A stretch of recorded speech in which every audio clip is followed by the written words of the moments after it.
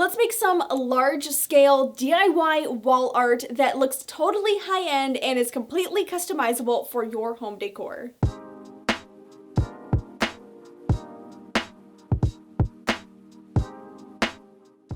Hi, I'm Alli and welcome to my channel. I love creating DIY art. I have done it a couple times on my channel, but these have to be my favorite because not only is this on trend with home decor wall art that I am seeing lately, these are some bigger pieces that will fill up your wall and give a much bigger statement. I have 4 fantastic ideas for you today, so let's get into the first project.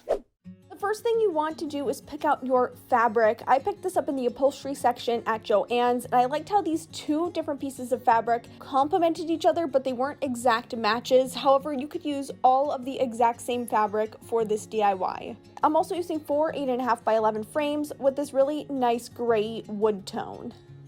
First things first is to cut down your fabric pieces. I'm using some fabric scissors so that way it's nice and neat, and I'm cutting these down just to be a little bit smaller than the 8.5 by 11 sheets of paper that I'm going to be putting in the frames. And I'm using a slightly off-white tone of paper instead of like a stark white printer paper because I really didn't like the contrast of the stark white since this fabric is a little bit of an off-white and gray, and I just felt this matched a little bit nicer. And when cutting these pieces, I didn't try to make everything absolutely perfect. I want this to look like a vintage piece, like this is some vintage fabric that's been framed, or that it's kind of like a vintage rug that you've cut up and put on the wall. I'm pulling some inspiration from a couple stores where I've seen textile art like this, and I just love it, and it's so easy and affordable to make. I also went in with my fingers and kind of frayed away the edges on each of these fabric pieces just to bring in a little bit more character.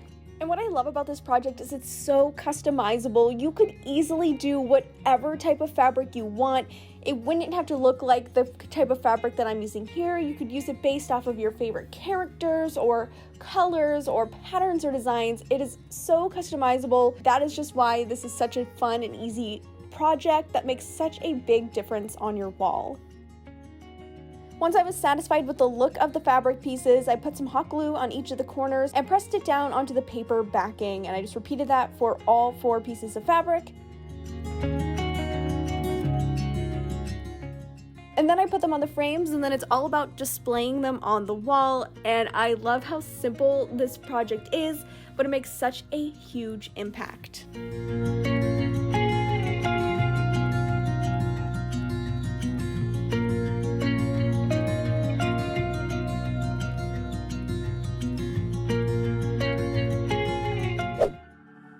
I wanted to try a little bit of an unconventional art piece, so I picked up this 16-inch floral ring from Michaels along with some off-white wool roving. You can use whatever color wool roving that you would like.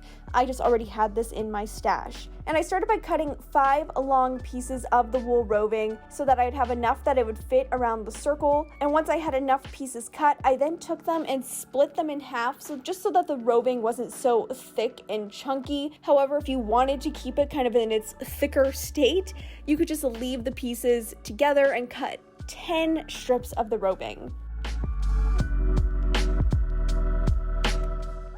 Then using a lark's head knot, which is a very standard macrame knot, I just looped all of those around the top of this ring.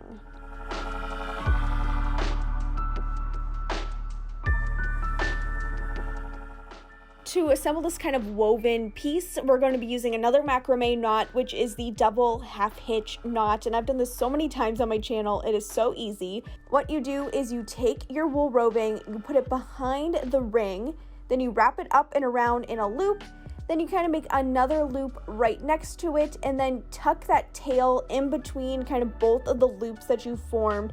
I'm going to link a video where this is so much easier to understand and explain, but it is such an easy process, and once you kind of figure it out and get the hang of it after doing it a couple times, I promise you this is one of the easiest macrame knots, and I just love the clean look that it gives.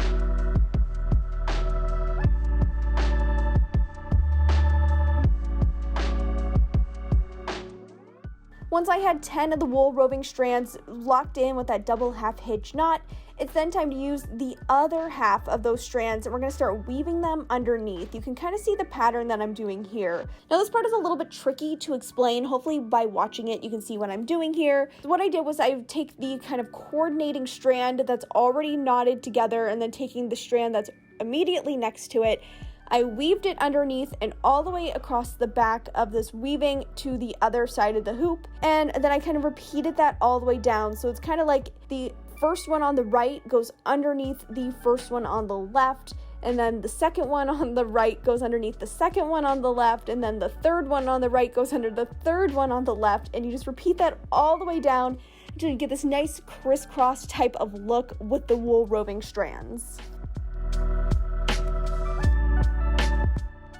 And once I was done with the weaving underneath, I just simply repeated that double half hitch knot again with the strands that are loose to attach them to the bottom of the ring.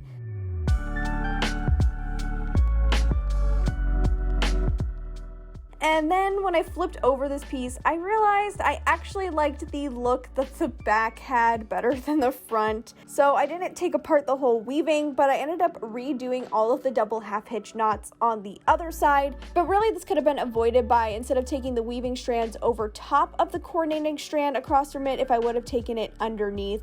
And it creates the same look, but either way, I like how either one looks. It's up to personal preference. Now I wasn't a big fan of the tails that the roving had, so I used some hot glue to lock in each of these knots in place. I didn't want them to go anywhere. And then I took some scissors, I trimmed off all of the tails, and then I used some hot glue and this little finger protector here to help me kind of merge together all the tails and the frayed ends, create a really nice seamless look that mimics the look of the lark's head knots on the top of this piece. And that completes this wool roving weaving.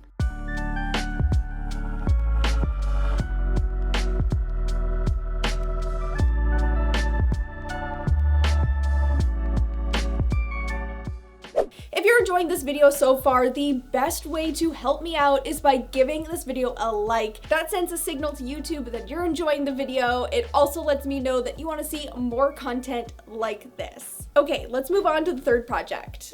I can honestly say this has to be my favorite piece in the entire video. I'm starting with this 13 by 17 inch watercolor pad that I've just had for a very long time in my stash from actually a painting class I took in college, and that's also where I got this watercolor set and then my 2 containers of water. And I started by giving the watercolor paper a good wash in just solid water, no paint added to it just yet. That's because that's going to wet the paper and prime it from when you add in the colors.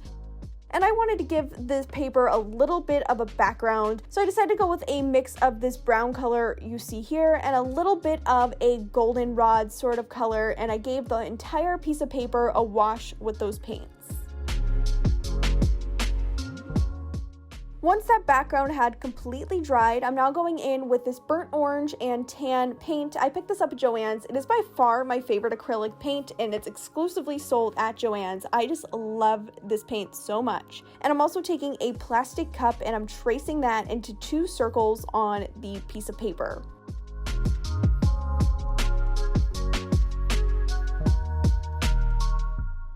Then I'm using a very nice brush that I had that was actually sent to me by the company Plaid, and I'm so thankful for it because it worked so well. I painted in these circles, and mixing together that burnt orange and tan created a very nice terracotta color, which is what I was going for this piece. But just like all of the projects in this video, they are so customizable to whatever colors you want to match your home decor, or really just to pick your favorite colors.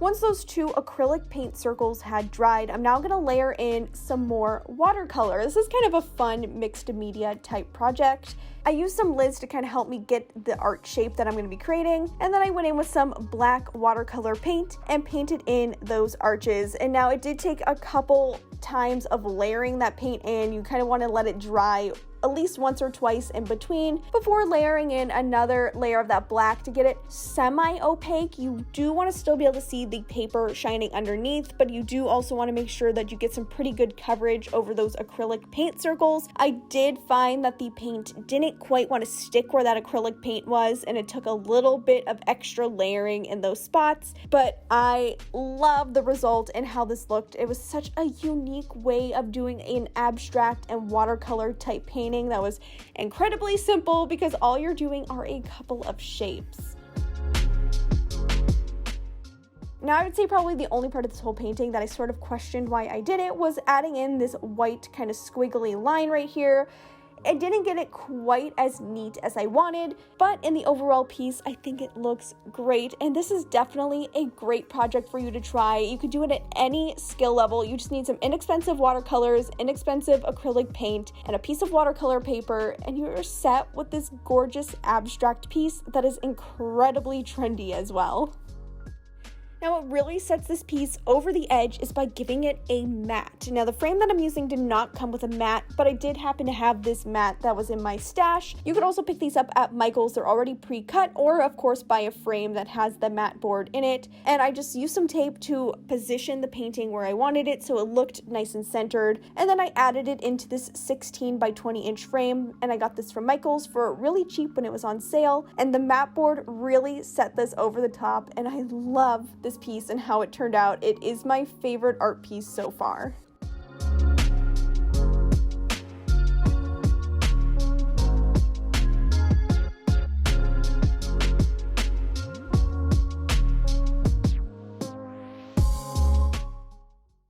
For this next project, you'll need two 16 by 20 inch canvases, and I actually found it was cheaper to buy the pack with 5 canvases versus buying two 16 by 20 inch canvases.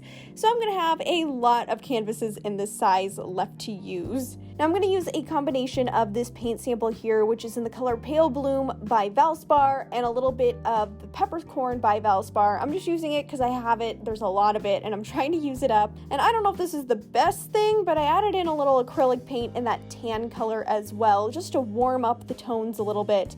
And I mixed them together. And I'm simply going to give both canvases a nice even coat of this paint. I think it took me 2 to 3 coats to get full coverage, so you do want to make sure you mix up a lot of paint if you do this, because you want a solid background.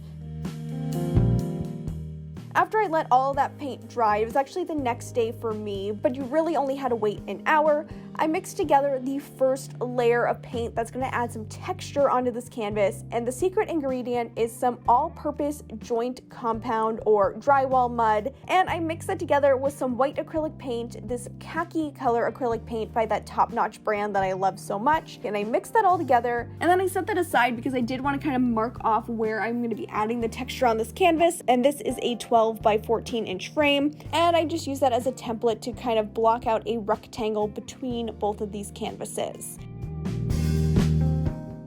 Now, the goal of this piece is to actually make it look like a cohesive, large rectangular piece that has been chopped down in half. Thus, we're using 2 canvases. Of course, you could do this entire thing with 1 canvas, you could do a very large one, you could just do one of the smaller ones, but I really liked the effect that doing 2 canvases kind of paired together gives this. It makes it look a little bit more high-end and intentional, and so I think it's a really cool project to do. And all you have to do is take a palette knife or an old gift card or something that just has a nice, strong, flat edge and begin applying it to the canvas sort of in a scraping type motion. Oh, you could also use a putty knife, like the kind that you use to apply drywall or spackle. You could pick those up super cheap at the hardware store. Just something with a nice flat edge that will apply this on, and you kind of can see here how it's creating a nice kind of sharp line but kind of textural look. And I'm also using this kind of flatter palette knife that kind of reminds me of like something you'd use to apply frosting. And I use that to sort of manipulate the layers of this white base of the joint compound on the canvas until I was satisfied with the texture and look that it gave. And really, I find that this stuff is so forgiving because it does have a little bit of a long dry time that you can really play around with it. You can move it, you can add more, you can even take some away from the canvas as you see fit. And it's really, really fun to just play with until you are satisfied with the look that you get. Now, Joint compound takes a lot of drying time, so I find that it's worth just waiting 24 hours before you move on to any additional layering. For the next layer, I'm using a combination of that peppercorn paint, going a little heavy-handed on it, adding in some more of that pale bloom, along with a little bit of that burnt orange paint just to warm it up, because the peppercorn paint is a little bit on the cool side, and I wanted this to be a bit of a warmer toned gray. Of course, you could always buy paint in the exact colors you wanted. I am just working with what I have here in my stash to make this affordable and easy to do. Once again, I also added in some joint compound because I wanted to bring in more texture into this piece. And I repeated the same steps using the palette knife to start applying it, but instead of doing longer strokes, I did more kind of small, almost dab type strokes with the palette knife and only concentrated it on the bottom half of the canvas. I did not want to cover the entire white area that we already made, otherwise that would have been kind of pointless. But obviously you can go with whatever type of look or design that you want. It might be cool to kind of do a diagonal or kind of like a freestyle wavy look, or if you want to mimic the look of like a mountains or a landscape. And what I like about this piece too is it's fun to leave a little bit of the white from the first layer kind of peeking through the gray in a couple spots. Now, as you'll see, I originally left quite a bit of the white peeking through on the gray layer, and then I ended up going back in off camera and covering it up just a little bit more because I didn't like a whole bunch of the white, but it definitely gives a cool look, and it's totally up to you what you like and what you want your art piece to look like to match in your home. To complete this project, I did do some DIY floating frames for these canvases. However, this was my first time working my saw on my own and kind of getting the hang of it, so I do have a couple B-roll clips here of the process, but I'm not sharing a full tutorial in this video. I will link the tutorial that I followed in the description box. It was a really great blog post, and if you would like to see a full video tutorial from me in the future, just let me know in the comments.